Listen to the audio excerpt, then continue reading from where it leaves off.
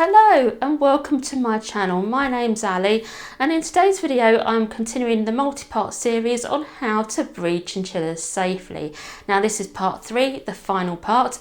So if you haven't seen part 1 and part 2, I highly recommend you go watch those before watching this one because it will make a whole lot more sense. And links will be in the description of this video for those videos. So hopefully you've watched part 1 and part 2, and in this part we are discussing the birthing process. Now before the chinchilla gives birth there are a few things that will happen. So in the last trimester, which is the last couple of weeks of the chinchilla pregnancy, you may notice some changes in the chinchilla's behaviour. They may become far more lethargic and less active. They may sleep on their side a lot and look quite uncomfortable. If you look closely and carefully, you may notice chinchilla kits kicking inside her. It's actually quite fascinating to watch. Now at this stage, if you haven't taken out the dad already, it is time to do so. The reason for this isn't because the dad could potentially attack the chinchilla kits. Actually, the chinchilla dads are actually quite helpful in the birthing process, but the reason why we remove the dad is because a chinchilla can get pregnant straight away after giving birth, and if you leave the dad in there, then the chances are she could get pregnant again. You really don't want that. Another thing you need to do is, if you haven't already, you need to move the mum into a kit safe cage. Now this cage needs to have bar spacing that has less than 3/4 of an inch spacing between them, and this is because anything bigger than that, the chinchilla kit could escape, which you really don't want. And also the chinchilla cage just needs to be shorter than a regular pet cage, and the reason for this is because chinchilla kits can climb from a very young age, and if they were to climb to the top of a tall cage and fall back, then they could seriously injure themselves. So you really want to avoid that as much as possible, so a shorter cage is preferred. Other preparations you need to do before the chinchilla gives birth is you need to find a good emergency exotic vet that you can call in an emergency. Chinchilla births, like all births, are extremely dangerous and things can and do go wrong. So you really need to have that emergency details on hand should anything disastrous happen. Now also you need to get some supplies in so that you can make chinchilla milk formula.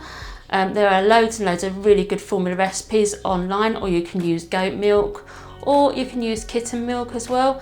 And this is just in case your chinchillas need help with milk.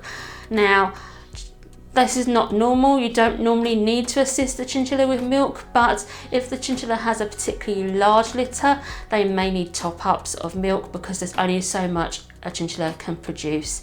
So yeah, you just need to have those in place before she gives birth.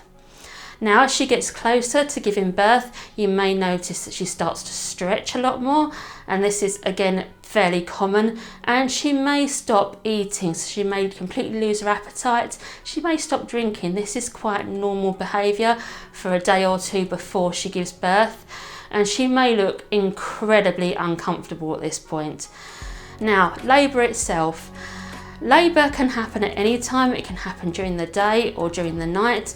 It really is random as to when they go into labour, but I do find with the majority of my chinchillas, my personal experience is that my chinchillas tend to go into labour in the early hours of the morning, around 4 or 5 o'clock in the morning. So just as dawn is breaking, that is when my chinchillas normally go into labour, or they'll go into labour in the middle of the night, but more commonly at dawn time. However, it can happen at any time through day and night, so just be prepared, it can happen at any point. Now when your chinchilla goes into labour, you may notice that she is far more vocal, so she'll be squeaking a lot more. You'll hear some sounds that sound like she's in distress or discomfort, which would be quite normal, what you would expect with a chinchilla birth.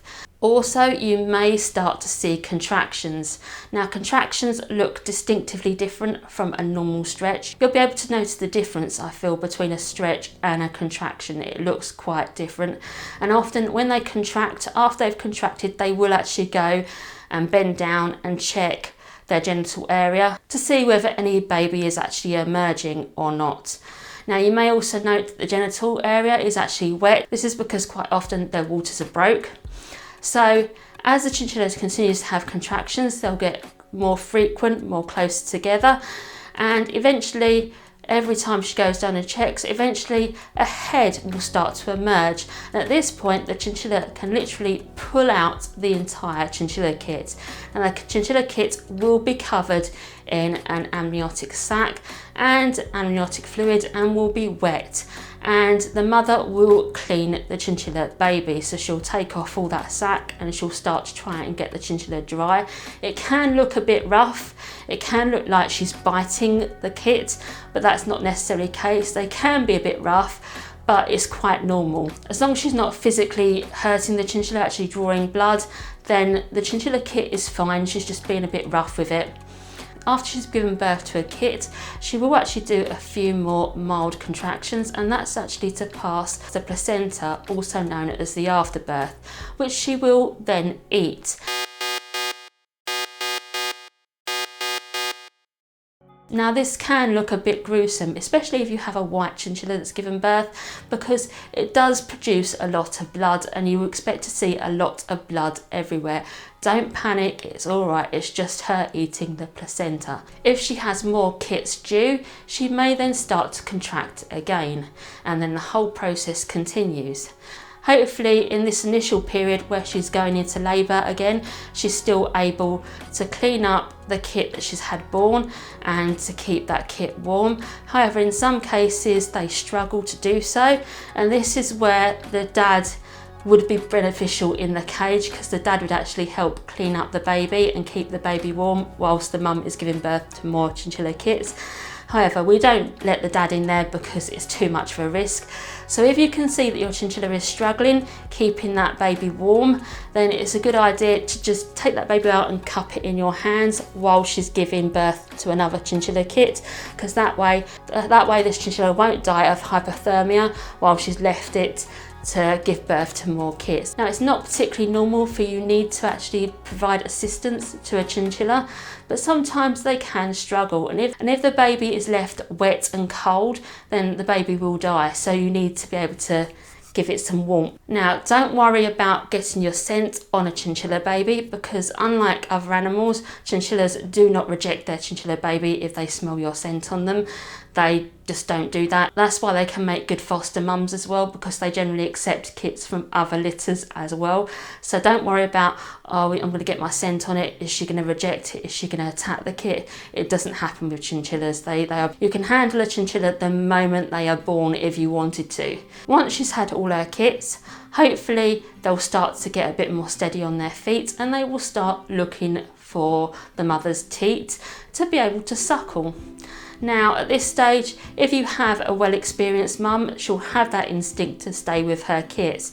If you have a younger mum that's new, she may not initially have that instinct to actually look after that kit, and she may actually walk away from it, and that is why a lot of breeders recommend smaller cages, because that way there's not really that many places that the mum can go to get away from the kit, so it's more likely that you're going to have a successful outcome from that. The whole process of labour for each kit takes around 30 to 40 minutes. So from the start of contractions through to the first kit being born is normally between 30 and 40 minutes. It can take up to an hour and a half to 2 hours, but that's more unusual. Now, if the chinchilla continues to contract for longer than 2 hours and nothing's happening, it is time to call your emergency vet. Or if when the chinchilla is contracting, you can see that there's a tail poking out of her genital area instead of a head, then that is also a time to call your emergency vet, because that means the chinchilla is in a breech position. Because if it's tail first, the chinchilla will struggle to get that chinchilla out successfully. And also, if the chinchilla kit is particularly big, then this can cause issues because it can get stuck in the pelvic area and not be able to pass through. And if a chinchilla baby gets stuck, then the chinchilla baby's life is at risk, but also the mother's life is at serious risk as well. And that's when you need to call an emergency vet straight away. Now, often if they do get stuck and they spend longer on labour and they do eventually manage to pass the baby out, quite often the baby is stillborn, which is again quite normal if it's been stuck there for a while. So that's why you've really got to look at the time. So anything longer than, I would say anything longer than an hour and a half of being in active labour and the chinchilla still hasn't passed a kit, then I would say it is time to ring your emergency vet and get your emergency vet to help out with the birth of the chinchilla. It can be extremely dangerous for the mother, and it can also be dangerous obviously for the kits as well.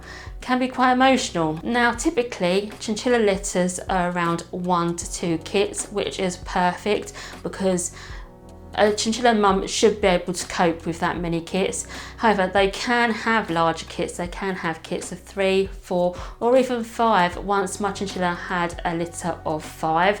So if they have larger litters, there's more chance that you're going to need to intervene in the process of raising the chinchilla kits. It's just a fact. If you have a larger litter, then more likely going to need to have top-ups of milk, and some of them may have to be hand reared as well.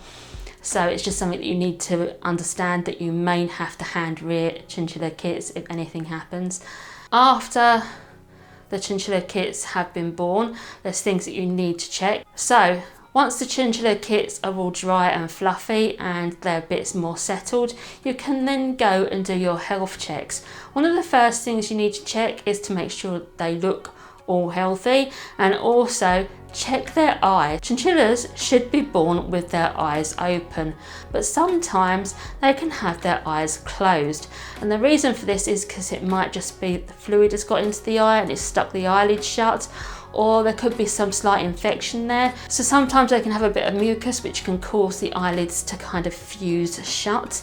So what you need to do is, if your chinchilla's eyes are shut, you need to be able to open them quite quickly. So within the first few hours of giving birth, you want to make sure that their eyes are in fact open.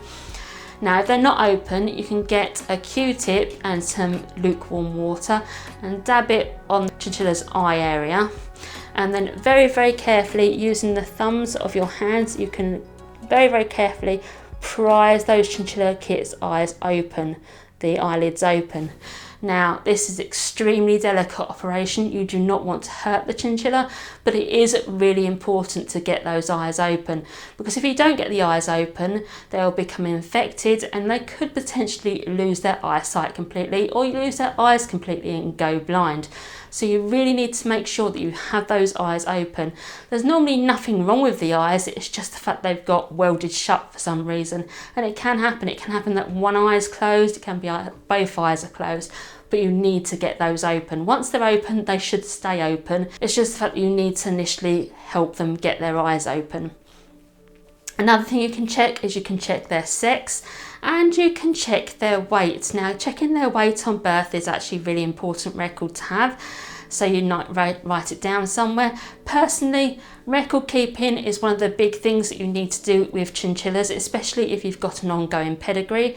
So you need to know who the mum, who the dad was, what sex the kit was, what colour the kit is, and the weight of the kit. And then every day you can monitor their weight to see if they're gaining weight. Now in the first couple of days after giving birth, the chinchilla kit's weight may go down by a few grams, but then after that it should steadily increase a couple of grams a day. So it's a good way of monitoring, are the chinchillas getting enough milk? Do I need to top up the milk? What do I need to do to help them? So yeah, continuously weighing them is a good thing to do. Now I tend to not disturb the chinchilla kits whilst they're with mum, feeding off mum. I tend to wait until they're a bit more active and they're actually away from mum. I'll quickly pick them up and get them weighed. Now, as I say, documents are very, very important, so it's a good idea to keep proper records of all the chinchilla kits you have born. After giving birth, the chinchilla mum might not want to eat very much, and this is quite common for them to lose their appetite, but it's really important they start eating. So there are things that you can do to actually increase their appetite. So you can put apple cider vinegar in their water to increase their appetite, or you can offer them a few treats. Hopefully your chinchilla won't stop eating altogether, because if they stop eating altogether then you need to go to a vet, because If they stop eating altogether and they don't get their appetite back, you do need to go to a vet because it can be a sign of a more serious condition. Chinchillas can get infections after giving birth. They can get uterus infections. They can also have prolapses as well. So it's really important that if your chinchilla stops eating and will not eat again, then yeah, vet visit is needed. Once your chinchilla kits have been born and they've been settled for a few days and they're in a nice, safe environment, then it should be a case of the mum just gets on with it. Sometimes you do have to intervene if it's a large litter and they need extra milk, or if something is wrong with the mother and you need to provide some extra milk to the kits. That can happen, but majority of the time it's basically leave them alone and leave them to it. So when do the chinchilla kits need to be weaned? Well, in the UK we normally have a rule of 8 weeks for weaning chinchilla kits, or once they reach 250 grams. Now, if you have female kits, you can leave them with mum for much longer if you wanted to.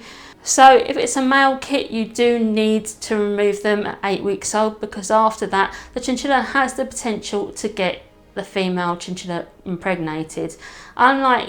It's not that common, but it can happen. So you really want to remove the chinchilla kit at 8 weeks old. That's the whole birthing process.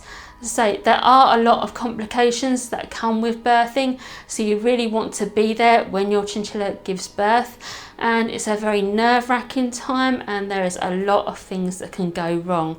Main issues are with chinchillas getting stuck or being breech, and that can cause a huge amount of issues for your chinchilla and for the baby chinchilla, and could actually result in death of one or both of the chinchillas if you don't get them to a vet quick enough. So yeah, there are a lot of dangers involved. Hopefully you've enjoyed this series on how to breed chinchillas, and I'll see you in another video soon. Goodbye.